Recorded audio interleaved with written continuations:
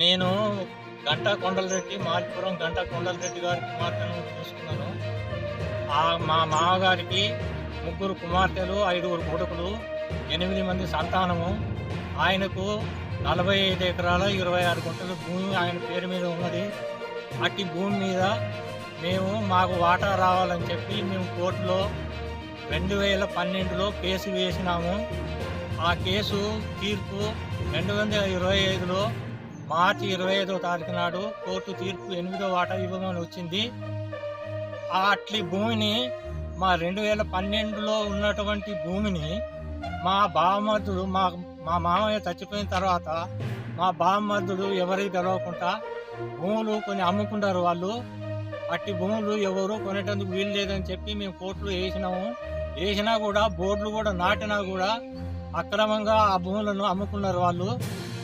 అట్టి భూములలో మాకు తీర్పు వచ్చింది. ఇప్పుడు అట్టి తీర్పును మాకు 5 ఎకరాలన్నర చిల్లర వస్తుంటుంది.